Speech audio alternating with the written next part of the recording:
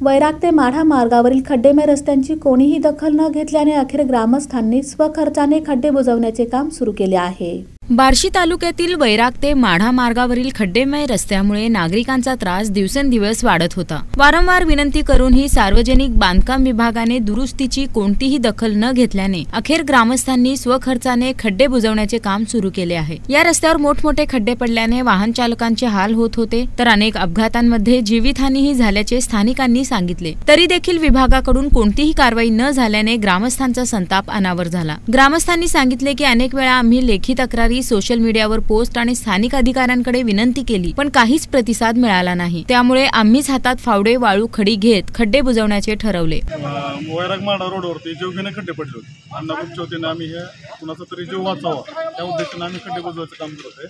आम्ही वारंवार तक्रार करून देखील पाटबंधारा विभाग असो, नगरपंचायत असो, फक्त बाईट देण्यापुरतं काम करतात हे लोक। इथे येऊन प्रत्यक्ष कामाला मात्र कोणी येत नाही। उद्या शाळा चालू होते, ऊसाचे ट्रॅक्टर चालू आहेत, त्याच्यापासून कुणाचा तर जीव वाचावा म्हणून आम्ही सामाजिक बांधिलकी म्हणून हे काम करतो। स्थानिक नागरिकांच्या या पुढाकाराचे सर्वत्र कौतुक होत आहे, परंतु यामुळे सार्वजनिक बांधकाम विभागाच्या निष्क्रियतेवर मोठा सवाल उपस्थित झाला आहे।